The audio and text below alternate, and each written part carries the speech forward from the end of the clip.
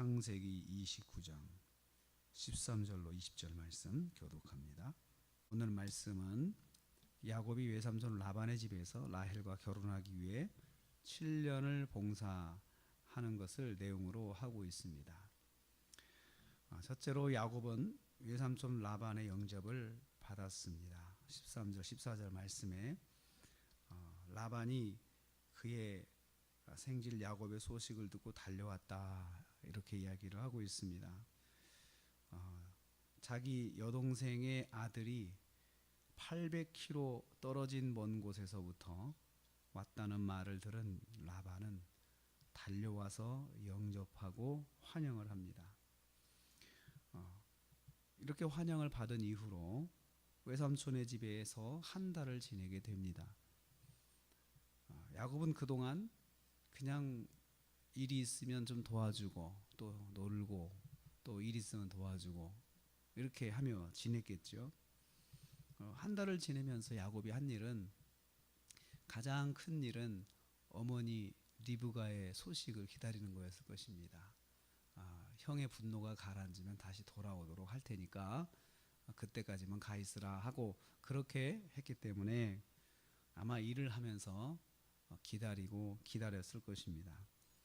그러나 현실은 친척집이라고 그냥 지낼 수가 없었을 것입니다. 이제 점점 시간은 지나가고 소식은 없고 그러니 이렇게 무한정 있을 수가 없게 되는 상황이 됩니다. 자기 뜻대로 되지 않는 거죠.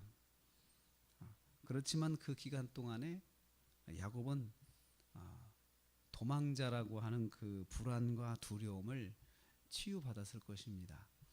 둘째로 야곱은 정식으로 일을 하라는 제안을 받습니다. 15절 말씀 보니까 라반이 이제 야곱을 불러놓고 이야기를 합니다. 아무리 조카지만 그냥 일하지 말고 정식으로 품삯을 받으며 일을 하라 하는 거죠. 그러니까 이것은 그 라반의 성격도 들어있습니다. 더 이상 그냥 일하는 거 노는 꼴을 못 보는 거죠. 그래서 일하는 것을 하려면 제대로 하고 아니면 뭐 다른 방법을 취해야 되지 않겠느냐 생각을 한 겁니다. 합리적인 제안입니다. 그래서 한 달 동안 지내며 야곱이 일하는 모습을 보고 만족하였을 것입니다. 일은 잘하는 거죠. 뭔가 마음을 먹으면 잘하는 그 야곱의 성격이 있기 때문에 잘하는 것을 봤을 것입니다. 그래서 먼저 원하는 품삯을 말해보라 합니다. 내가 너에게 얼마를 주면 되겠느냐 이렇게 물어보죠. 야곱은 품삯을 제안하는 대신 라헬과의 결혼을 제안합니다. 자기가 일을 마치고 나면 어느 정도 일을 마치면 라헬과 결혼하게 해주십시오 라고 대가를 제안을 합니다. 내가 외삼촌의 작은 딸 라헬을 위하여 외삼촌에게 7년을 섬기리이다. 7년이라는 시간은 자기가 제안을 한 것입니다. 라반이 참 교묘한 것은 상대가 다 말을 하게 만듭니다. 그래서 자기는 그냥 그래 알았다 이렇게 하면서 그걸 따라가면서 자기가 이제 묻어가는 거죠. 어떻든 간에 야곱은 라헬과 결혼하기 위해 7년을 섬기기로 합니다. 세 번째로 보면 야곱은 7년을 수일처럼 여기며 일하였다. 19절 20절 그렇게 말씀하고 있습니다. 이제 외삼촌의 집에서 정식으로 일을 하는 길이 열렸습니다. 야곱은 아버지 이삭과 어머니 리브가의 소원대로 친척과 결혼할 수 있게 되어 기뻤을 것입니다.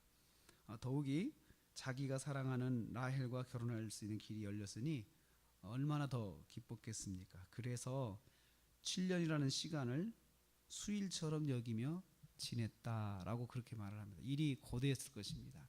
외삼촌의 집에서 하는 일은 다 목축입니다. 양을 데리고 나가서 먹이고 다시 데리고 들어오고 자기가 관리하는 일들을 했을 것입니다.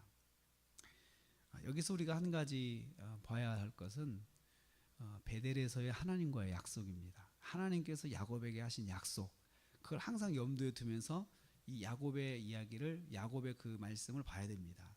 그리고 아브라함에 대한 말씀도 하나님께서 아브라함을 부르셨을 때 그 했던 약속, 하셨던 약속의 말씀을 항상 배경으로 놓고 아브라함도 이렇게 봐야 되고 이삭도 마찬가지입니다. 야곱도 그렇습니다. 베델에서 하신 하나님의 약속 중에 큰 것은 내가 너와 함께 하겠다는 거죠. 내가 너와 함께 하겠다. 하나님께서 동행하는 야곱은 모든 일이 순조롭게 진행되죠. 7년이라는 시간이 순조롭게 진행되고 있습니다. 자신이 원하는 조건의 일을 하며 행복한 시간을 보내게 됩니다. 길이 평탄하게 열리고 있습니다. 그러나 여기서 한 가지 볼 수 있는 것은 평탄하다고 해서 공짜는 없다는 거죠. 야곱이 결혼을 위해서 평탄한 길을 갑니다. 7년이라는 시간 정말 기쁜 시간을 보내게 되지만 사실은 그 일은 노동의 시간입니다. 대가를 지불하는 시간입니다. 하나님께서는 야곱이 대가를 지불하고 자신이 원하는 것을 얻도록 하십니다. 하나님의 인도하심이라 해서 공짜로 얻는 것은 없습니다. 내가 수고하여서 얻을 수 있게 하는 방식이 하나님의 방식입니다.